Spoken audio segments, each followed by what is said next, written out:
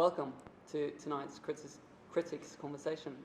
Due to the growth of COVID here in Bergen, we are all alone, trying to pick up on the digital presence of anyone watching and listening. The critics conversation, or Kritikersamtaler, have been arranged by VISP since 2014, trying to give critical feedback to the artistic community of Bergen in real time. VISP is a resource and network for visual arts in Norway, situated in Bergen. And this conversation is supported by the City of Bergen and the Norwegian Art Council, and VISP would like to thank KODA and Bergen Kunsthall for allowing us to do this. With me today, I have Sissel Lillebostad, artist and curator. We have Scott Elliott, writer, curator, and publisher, and Laurie Lax, artist and producer. And we are sitting in the MA exhibition 2020. That's the title, MA 2020. And we are here to discuss the works, the artists, and any overarching thematics, if there are any. Well, we are sitting in KODA, which is not where the MA exhibition is usually held. It's usually held at the Kunsthall, but due to COVID, it was they had to move it here. And I thought we might be able to start with that point, the MA exhibition in a strange place. We talked about, Scott, you mentioned that this is actually a larger space than it usually has. Yeah, it's almost twice as large as we would have next door in Kunsthall. So spatially it's very generous, even though the ceiling is slightly more imposing. Yeah, and also there was a 2-week install period as opposed to normally 4 days that they would get Kunsthall. So yeah, they've had a lot of room to spread out, which they have. They've really made a museum show. Yeah. What does that mean, museum show? It feels comfortable in the space. I think they've kind of like elevated a lot of the work to, yeah, there was a task set before them, putting a show in KODA, and it doesn't feel like there's a lot of struggle doing that. So, which is something we'll discuss, I guess. Yeah. Sissel, you said you arrived in Bergen in 1979, so you've seen quite a number of MA shows during the years. And this quality of a museum show, how does it make it more or less of a student exhibition being put in this space? You're leading me on with this question into a corner I'm not really comfortable in. The MA shows has a history, of course.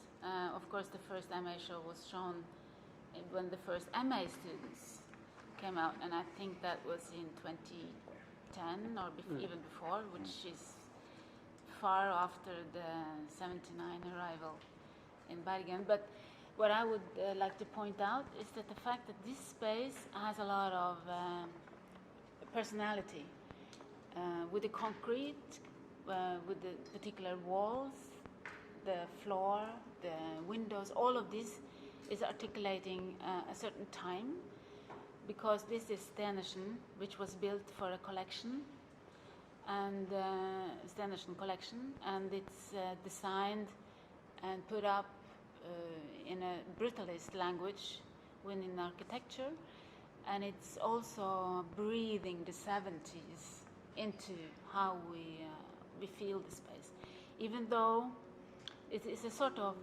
horizontality to it, because the floor is so strong, and as you point out, Scott, the beams, the concrete beams, and the roof, the ceiling, is also having an impact on how the works are disposed. So of course, this place is not only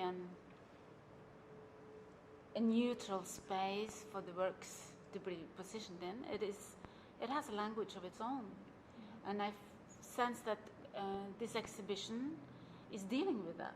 It is actually responding to the space. How is it responding? How is it like a direct conversation, or is it in the arrangement of the pieces? I feel it's in the arrangement, to say it like that. How every piece has been giving a lot of space around, and it's also a work with the vertical and the horizontal. We are close to a work which is definitely a vertical work, and one also dealing with the horizontal.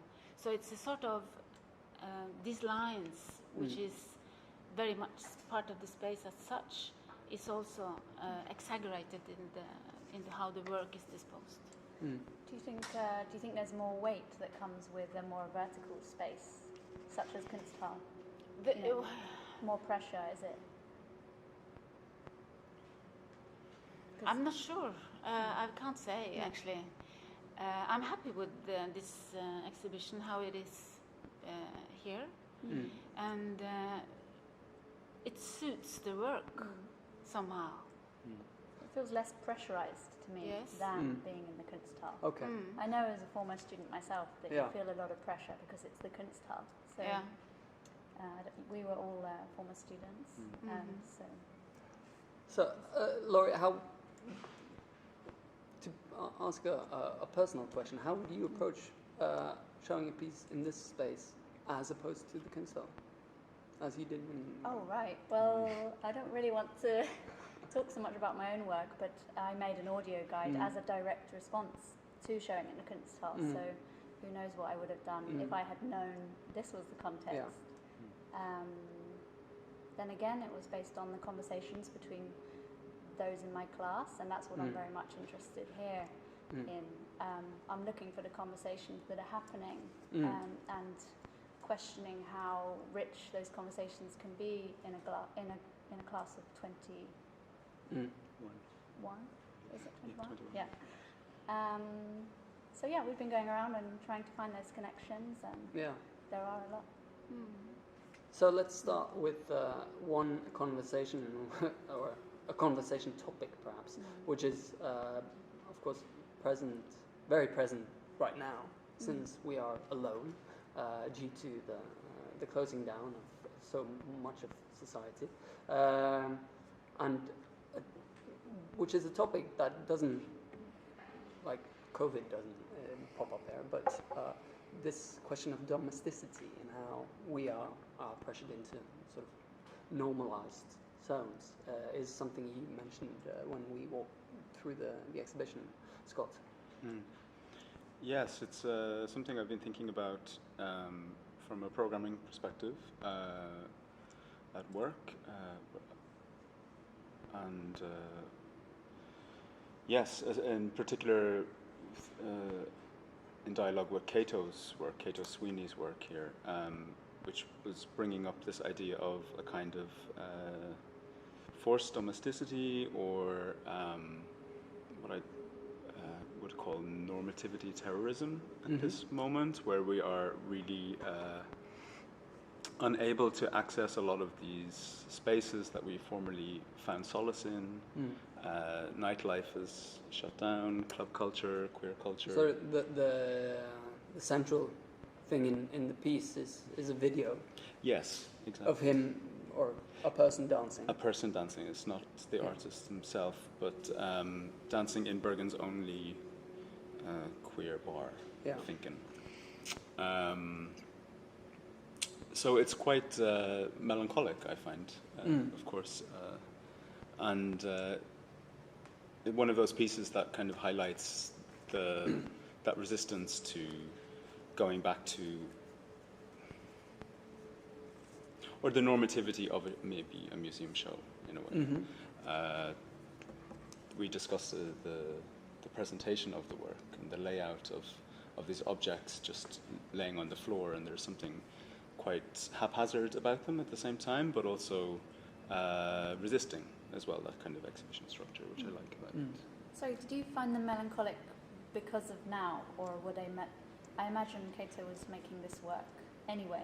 Or do you find it melancholic? Exactly, I find it a melancholic reminder of those spaces being inaccessible. Because of coronavirus. Yes, and there's a text in the work on the text side that says, I think that atmosphere sounds like utmost fear, which to me seemed like a line that came out of this recent situation, but apparently it's been in place in the work for some time. But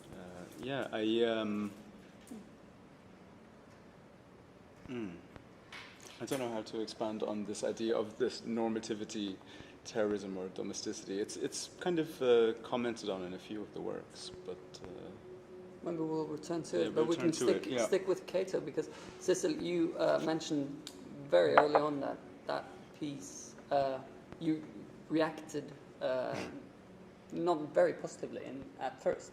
Oh yeah, I didn't like it at all.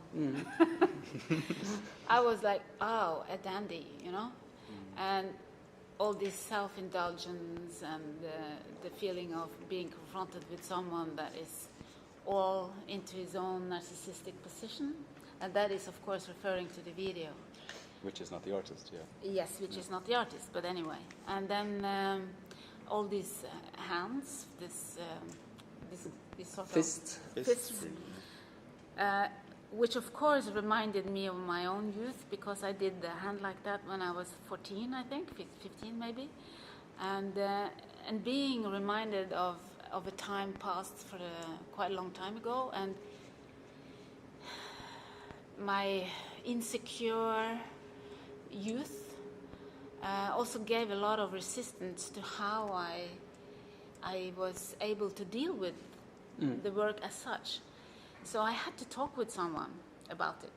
I'm getting another entrance to see it and to understand what it's also referring to, and then realizing that this is it's also about loneliness. It's about being forced to be, in this case, dancing alone, not having anybody to react or respond to. And it's also for me this melancholia that appears in what you talked about, Scott, also became a quite significant part of it.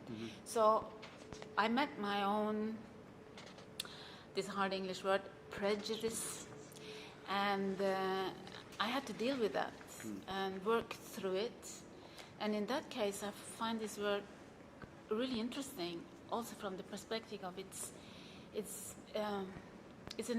entering an emotional weak point in me.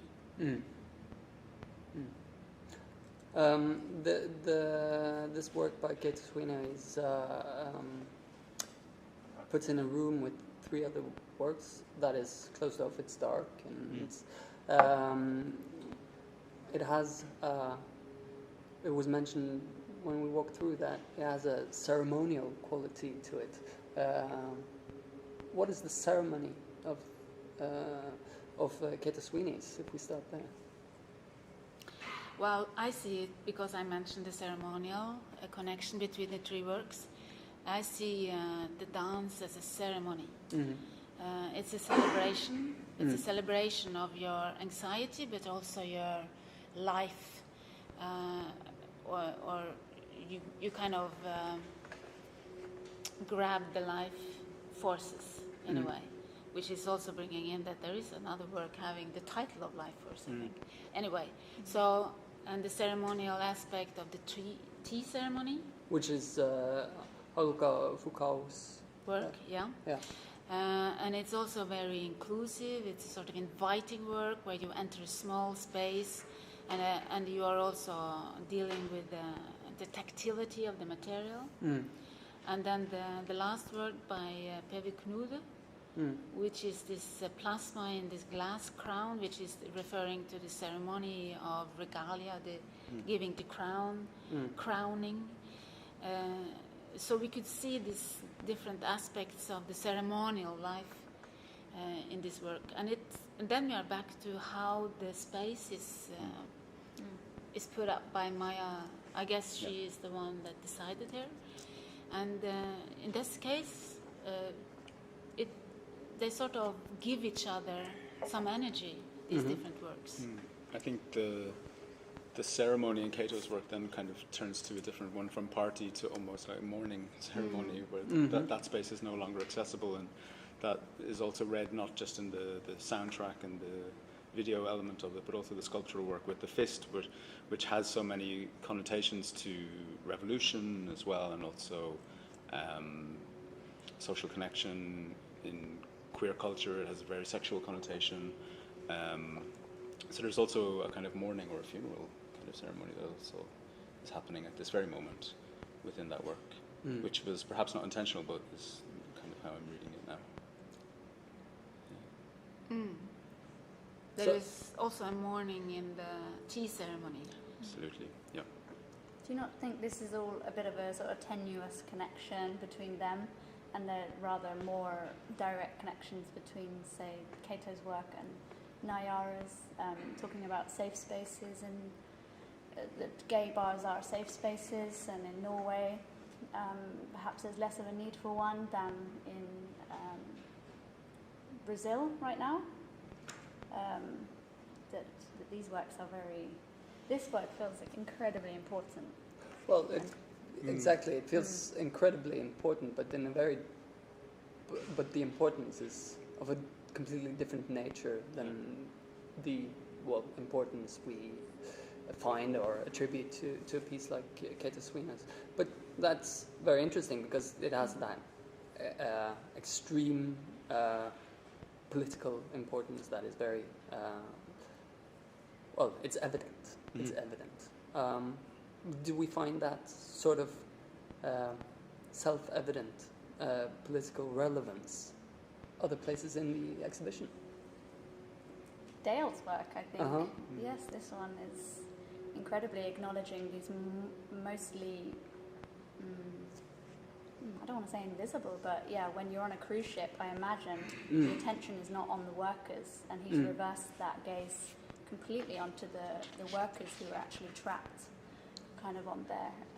This is Dale Rothenberg's photos of workers on the cruise ships, the Hurtigruten. Yeah, and you get the sense that he's really been studying this for a long time.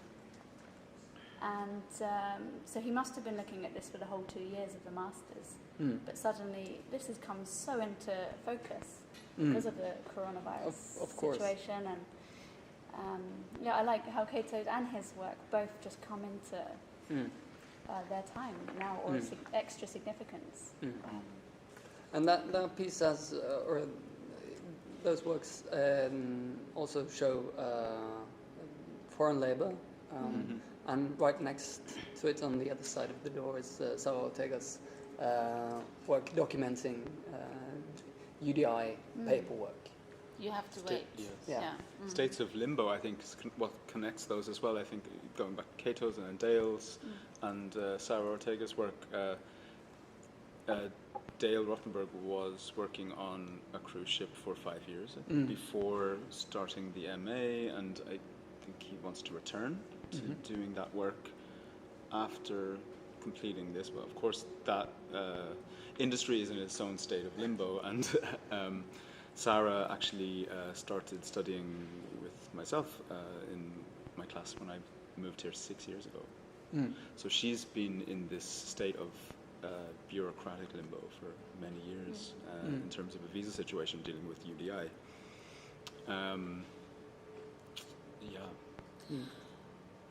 I would like to address the aesthetics of the work, or the quality which we are then meeting as an audience. In which work? Or all of them? Not all of them, because it's difficult to talk about all of them in this brief time we have, but I would love to, for example, Nayara's work, which is a work would you say is very important because it is dealing with very urgent matters.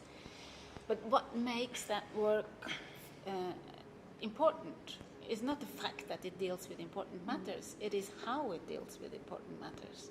So can you just describe the important matters, if there are anyone watching who haven't delved into the work fully? I'm not sure if you can put up an image on the screen, but Nayara Leite's work is a letter a series of letters that she has exchanged.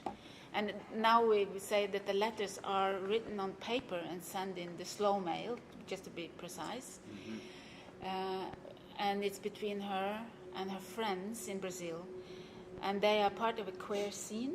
So they are discussing the new development by Bolsonaro's thugs, to say it like that, and the new situation for the queer scene in Brazil. And it's it extends a lot of fragility, and you become exposed in a different way because you are bordering some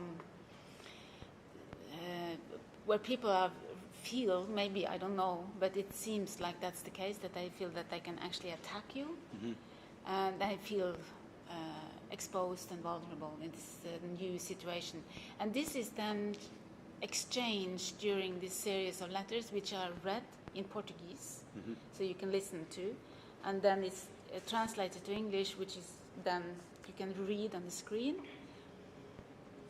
And then there are photographs of her friends, which she has taken herself, I believe. She's a photographer, yes. And then there are some postcards stacked, and the postcards is noting to this Marielle, a lesbian black political activist that was killed, murdered, as it says, assassinated by the police. So there are many layers in this work, but what is giving it a strength is the invitation into this private letters, which are they are meditating and reflecting on their own situation, of course, which is more or less bordering to desperate, but at the same time trying to keep up an optimism because they want to believe in the future. And that optimism is only really possible for them through these small collectives that they have and these safe cells that they create, which is how the work has been produced through letters. Yeah. And we had a discussion about the photographs. Exactly. Yeah, we wanted to talk about the photographs. Yeah. Who wants to go first? Yeah, because I have been discussing this work, and then we have been looking at the photographs and asking ourselves what is the role of the photographs in the work. And then, of course, the photographs are showing people, black and white, in front of their daily environment, and they are looking sort of offhand. They are not staged, or they look like snapshots almost. Exactly. Yeah. But there is which for me was the tender part of it. Yeah, that I liked. Not only that, but you pointed out that all of them have this intimate look in the eyes. But exactly that, I felt that they were taken out of an envelope, that they were included with the letter, and produced almost themselves. Of course, Nayara took these photos and produced them, but they feel like they are perfectly able to accompany a letter and be sent in a safe way almost. And we discussed the difference of having this more old school approach or darkroom approach to photography versus a social media presence of photography in this moment. And then we also mentioned, or I brought up this thing about social media and the digital sphere no longer being a safe space for queer people or people who are in a political harsh reality. So for me, the use of analog photography is something that can be produced by oneself in the home, make a darkroom. There's also something in there that comments on that, the intimate moment or necessary intimacy of those works. Well, that how does that tie to this, the problem or the necessity of domesticity by now? I mean, it's intimate, but it's also domestic. This sort of cataloging of activism, but it's the private side of activism. This letter exchange. Yeah, but then it's also through this postcard, it's sort of reaching out to the private being. What can you say? When you shoot the private into the politicized public space, and you are then being, in that case, shut down because your privacy is offensive towards the publicity. So this is a sort of, that is, as you know, feminists have said that the private is politics. You know that. So we are finished with that, isn't it? We are not that. So are we finished with it? Done that. So, and then of course I would like to draw the attention to another work, which is by Amalie Westergaard Olsen, which is also dealing with where the private becomes part of the public in a different matter, because it has to do with the female work labor, where you work yourself into fatigue. And these incredible, beautiful texts which she has printed out on a small booklet which is hanging on the wall, and you have to use your fingers to open it. And of course, in this time, you are so aware that they are carrying, they are carrying stuff you don't want to share. So this is a sort of border. You have to kind of cross that intimacy to actually read that text. You have to go over and do a little bit more anti-back, and then you return to the paper and stuff. That's a common theme throughout the exhibition as well, I think. But it has this, there is an intimacy into that invitation, which she could have printed it on the wall, made it accessible for everybody to read, with your hands in your pocket. But instead, she made this tactile invitation that you have to deal with. And it allows for you to have an emotional response, I think. Yeah. I know that Amalia works with zine making, and for me, I could have just had that.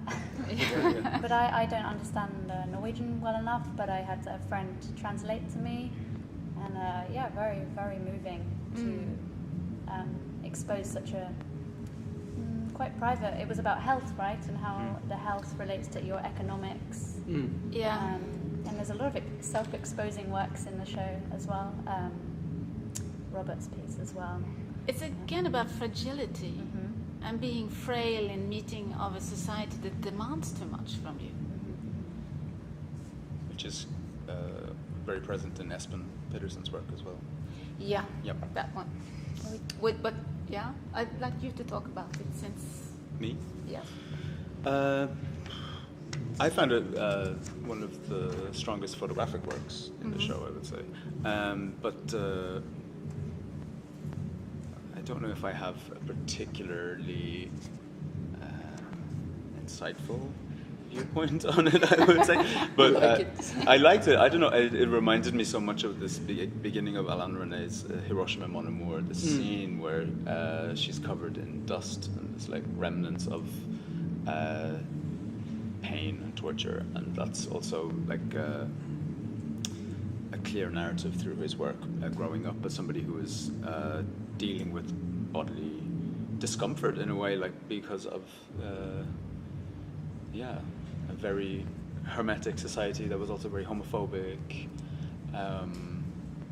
in rural Norway. It's a very personal piece. I liked it.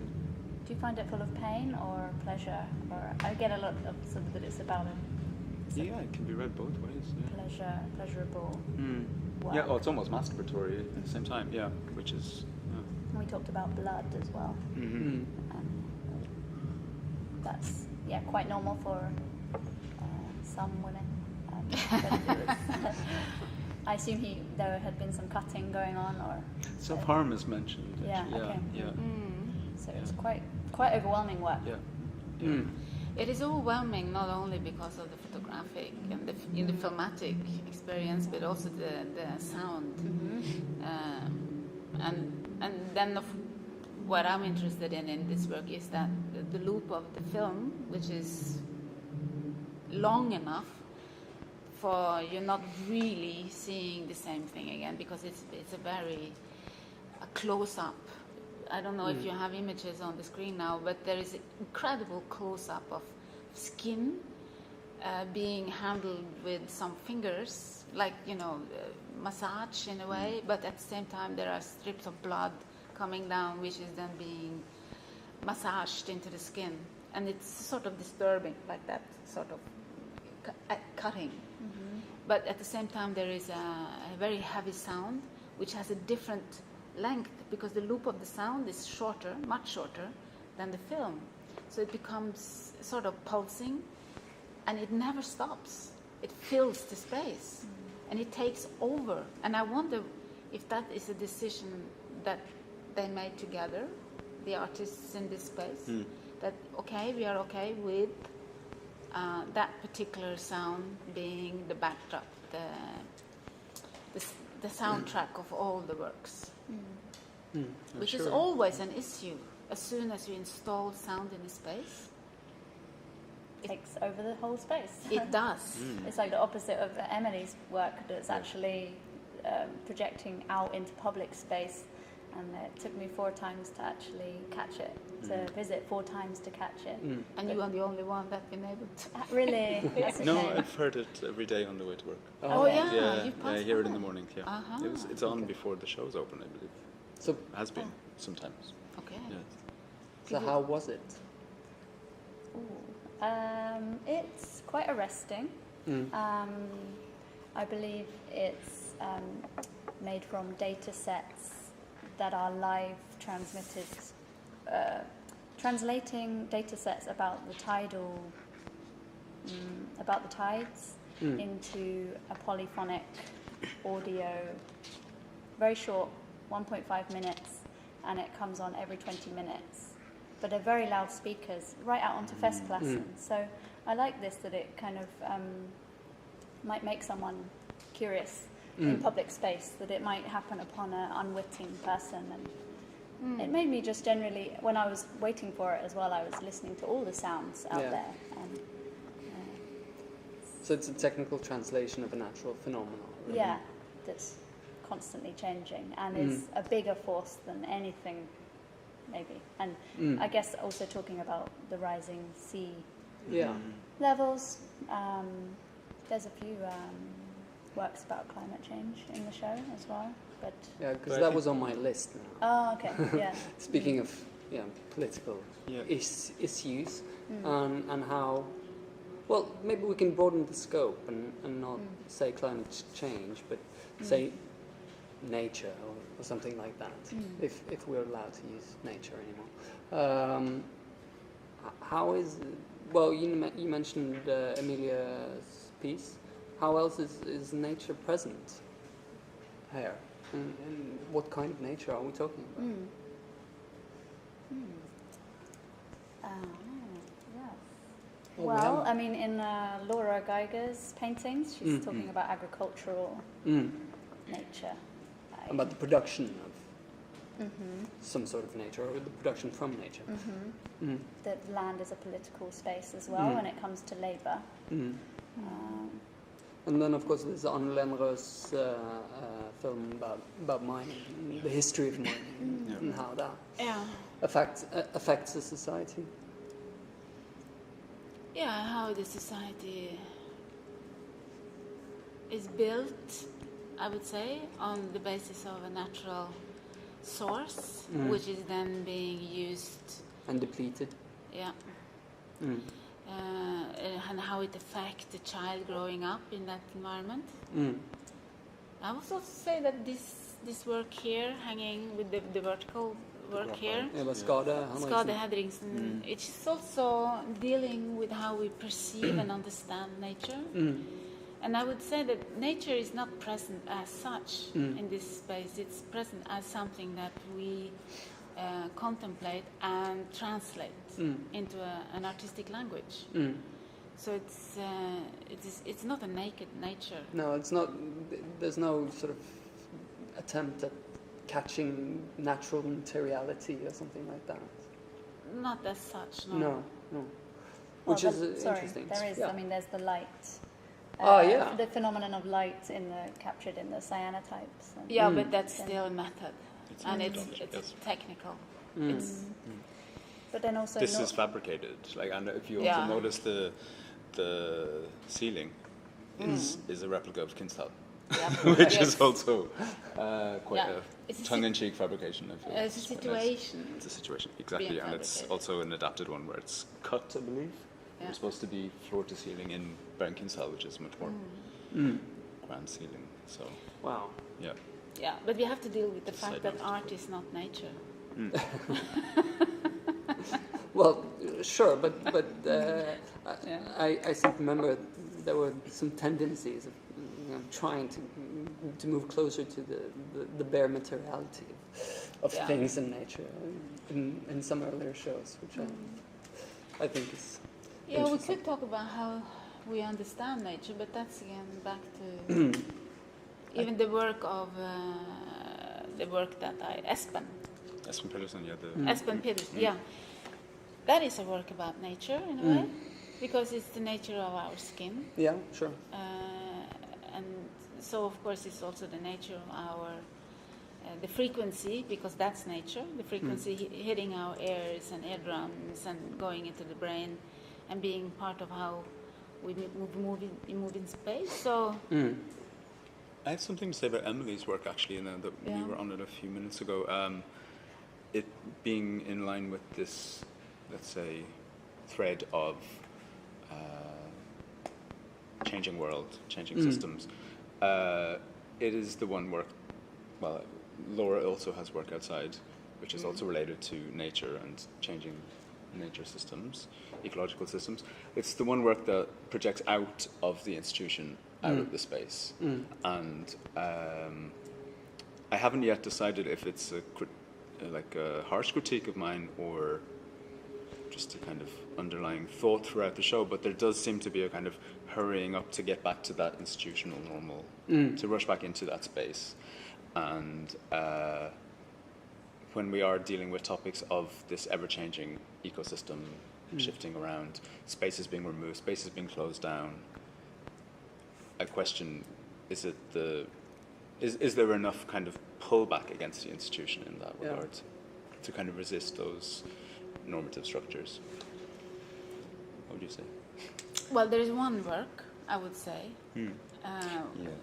which I said, well, I feel has a resistance towards the institutional setting that it's in, which is Knude with his sloppy presentation of his album. I can see it from here over there, and it's just, I was kind of curious about the setting of that work, because it's a small bench put up against a concrete column with an album very nonchalant being placed leaning towards the concrete wall with two headphones and this now obligatory plastic cylinder of antibacterial wipes, which we are supposed to use. And it's a very non-inviting situation, and it's almost hiding even. It's trying not to be part of the space. I thought it was like hostile architecture. Hostile architecture. Yeah, which is like hostile, yeah. I didn't You think, didn't get that at all? no, I just thought, oh, that's considerate that you placed it in front of a window so I can sit here and listen to that's the true. album, and felt comfortable enough to stay with it for some time, and the lyrics I could actually tune into. But is that Doesn't need work, is the hostility in Peder Knude's positioning of the bench and the album, is that not something else than sort of the hostility to the institution itself? I mean, it's hermetic in the space. I welcome that in the show. I think that's there should be more of that. It's his work is present in Cato's piece as well. It's placed in somebody else's installation. And He's also showing off-site at 314 at the moment with this anti-terror exhibition. Yeah, so there's a sign saying this work was here, but now it's somewhere else. Yeah, it says this work. It's at work. It's at work. Yeah. Anyway, so it's at work. But I agree with you, Laura, that the fact that you are sitting on this bench, you face the park with people passing by. So it's really a beautiful environment. But you can't take it away that it's a sort of presentation that is, how often can it be? You know, it's not. It doesn't need a presentation though, because the work's inside the music. yes. Yeah. So all he needed was a bench and what you call electrical Cord. plug. Yeah. It also exists on Spotify. Exactly. So it And doesn't need a thing. Doesn't really need the space at all. Mm.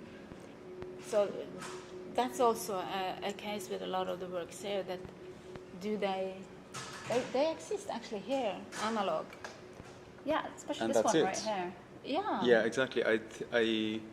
I wonder how many practices have more of a multiplicity within them than that object that is presented here.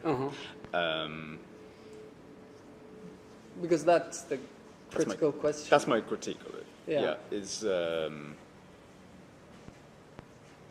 yeah. Go on. There- But if there's please work on that a little pushing bit. me. I get the feeling that there is a lot of objects presented where I don't get to really investigate the kind of multiplicity of that practice. Like, where is the kind of exploration of practice, or practice in motion, practice in development? I see a lot of souvenirs of practices. Is that what makes it a museum show? Yeah. Yeah. Absolutely. Souvenirs of practices. Yeah. That is quite a harsh critique, I think, but I think that is also the inevitability of a master's group show. What's a souvenir then? Yeah. It's something you buy as a token of an experience, or Yeah, I don't know, maybe souvenir is the wrong word, but it's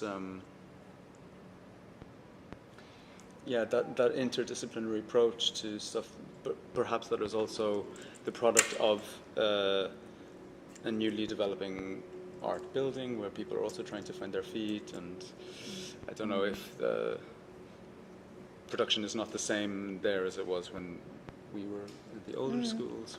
they have very fancy new Yeah, workshops, exactly, and we yeah. wonder how that is evidenced in the show. Totally, it's becoming autonomous, is it? Yeah, It's like, it's self-aware. Is the work making itself now, or no? There's still some people doing graphite drawings, and Sure. like Christian Dupont and Yeah, Laura. Laura painting, oil painting. Yeah. But Yeah, we yeah. mentioned when we walked through that Katrine Rusten's work would perhaps not have been created in the previous location. No. Well, we don't know. We don't know, No, of course, but we don't know. there's an aesthetic there that maybe leaves one wondering how much is influenced by the space that's been carried out in. Exactly. Yeah. But there is another aspect to this. Is also due to the education. Also, I have never been a master student, so I wouldn't know. But I have been working at the institution while the masters was developed as a program, and the fact that you have 2 years to finish one project, that creates also these products, Completely. Yeah. Yeah. which you now call souvenirs of a practice. But it is an end product that you are dealing with here, Yes, because they graduate, and the sensors are dealing with the end product in addition to a text. Exactly, but is this what art education is being supported for? Is that creating sustainable practice? Is that like you can have your digital loom and access to 3D printing as much as you want within a certain burst of a period, but is that sustainable once you are released into? So that's sort of a question for cultural policy then. What kind of infrastructure is needed if for art students to go on and be artists in the same sort of infrastructure that they had in the academies? Yeah. Which is a difficult question for in a technological time. Yeah, perhaps it's a bigger conversation than focusing on the show here, but I think when we studied here, we also found our cliques, found our niches, and was able to build something that we could construct beyond the institution as well. Yeah. Within Let's talk a little bit about the your experiences as master students, or coming from classes that maybe had some sort of collective identity, not identity as such, but some sort of a project in the exhibitions, which here is without a title, really. We're talking now about there are common threads, but is it as or does it go in as many directions, or is there some sort of core here? I do think the title is a bit of a shame, because that's what they're referred to in an institutional way, MA 2020. And then I pick up this. Have you seen this? Yes. Can you show it to the camera? Yeah. The catalogue that was printed before, for the original opening in April, but then it's got the sticker on with the new dates. with planned events in it as well, which were also cancelled. Unfortunately, And it talks about itself as a time capsule, and then it's a time capsule of a time that didn't happen. And there's also these cuttings from newspapers. Here is where I see a conversation happening between a group. I think the catalogue group did really well. Didn't they? And they've also called it what? Blood, Poor and Genderless. I mean, that's a title where they've had I can see they've been grappling with something. MA 2020 tells me we haven't been able to have a conversation. It's a reference code. Which is perhaps not so strange given what happened in March. True. Yes. Yeah, so the whole exhibition is actually reflecting not only the time between March and now, but the fact that they haven't been able to see each other, talk to each other, be together before this exhibition actually happened. So it's sort of it just had to happen, but it didn't move straight from the studios and into this space. No. Maybe that is also explaining why it looked like it's so finished works.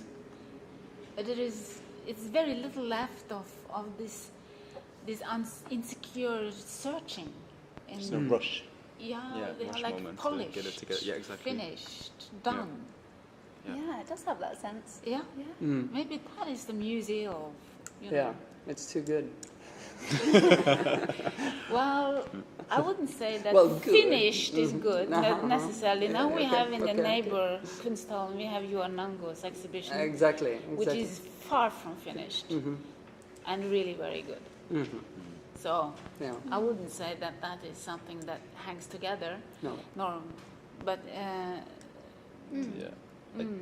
I don't want to talk too much about that show, but there is that show questions how you interact from an institution, or questions the way you interact with the institution, or like resists it somehow, but how much does the institution push against that? I think in this exhibition is perhaps the job of the students to resist the institution a bit more, like works that are outside, or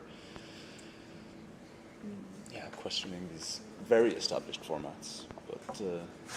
But it's hard to question an institution when, well, all the like viable institutions at the time are really struggling and completely.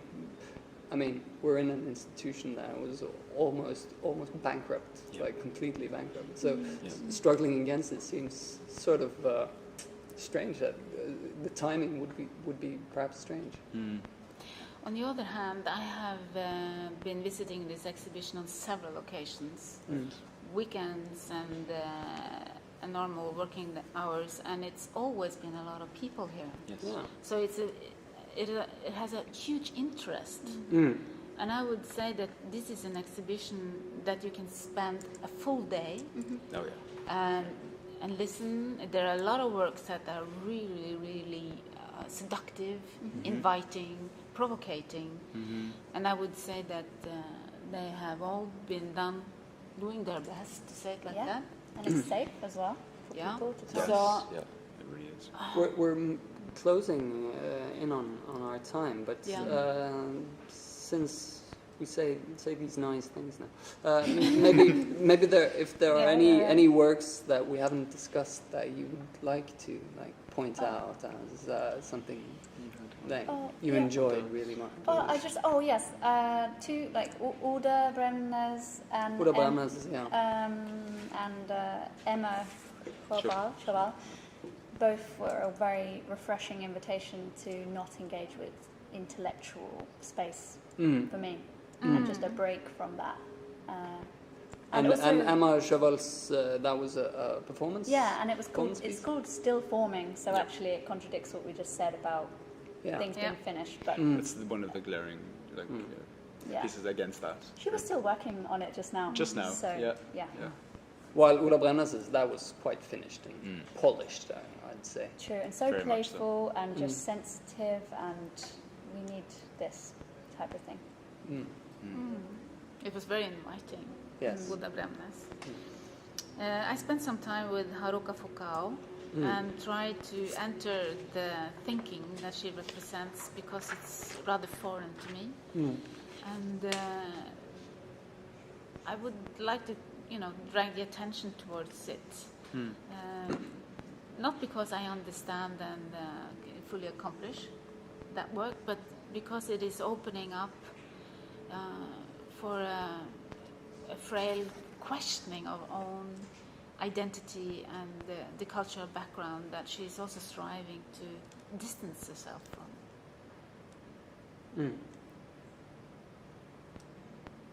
What do you think, Scott?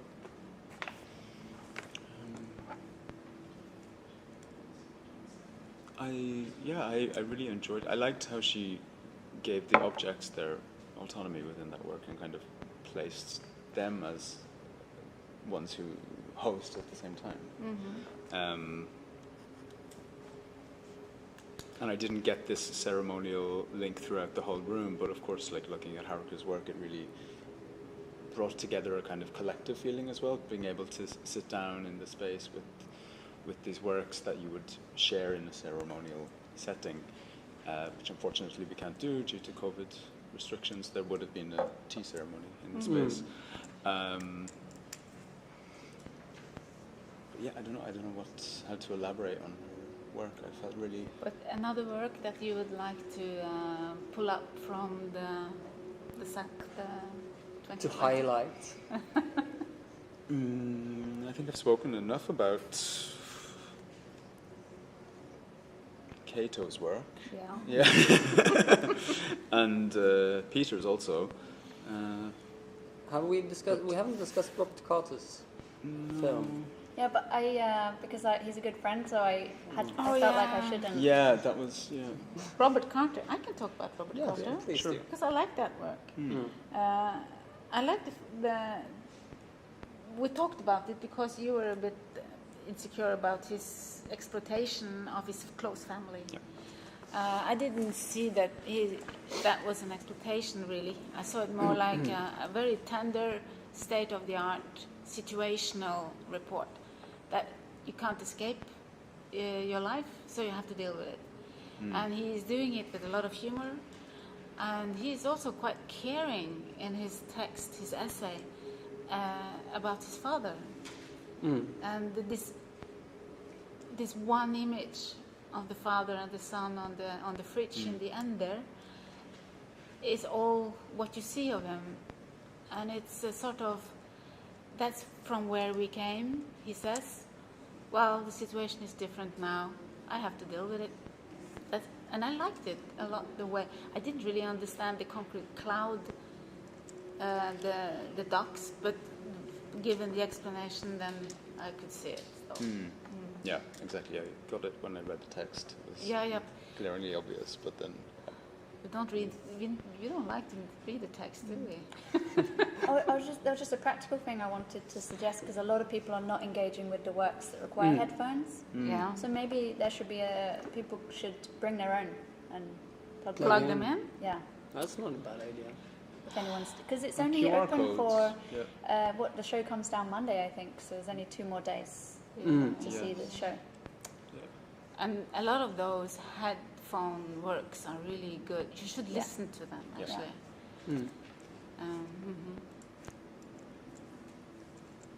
Laura, you mentioned that there were quite a lot of works here who were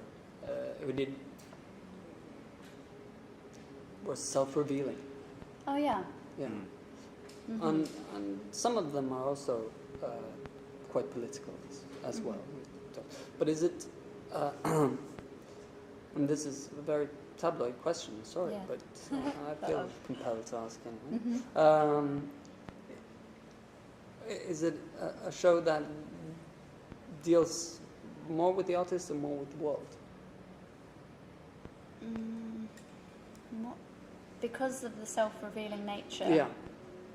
Is it like therapy for them, or is it like useful Well, for the world? I don't I'm rephrasing necessarily think of it as therapy, but No. is it, what sort of material is it mining? We discussed this the uncomfortable feeling of seeing someone reveal someone else's pain, but of course we don't react in the same way when they reveal their own pain. But what kind of material is being sort of excavated? Well, I think when you see someone else revealing their own pain, it makes you feel less alone. And yes, for example, I don't know, Amalia's work is about, I think it's about her mother, and then I of course relate it to my own mother.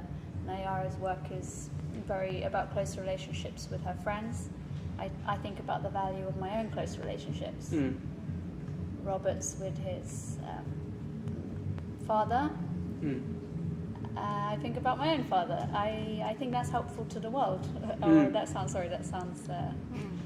well, it's very grand. lofty, It was a grand and sweeping question, so Yeah, you but- get sort of sweeping answers. Sarah Ortega's also It's looked at very- a collective voice. I think Yeah. there's a collective presence in those political dialogues as well. They're not taking it on as it's.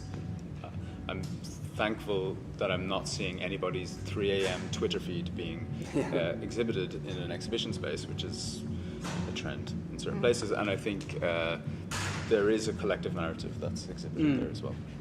Yeah. So that's really important. I think the level of invitation is very good here. Yeah. They want us to be part of this work. That's a good place to stop. Thank you very much. Thank you for watching, all of you. I don't know. If any. A critics conversation will be back soon, I hope. We'll see. Visp will lead the way.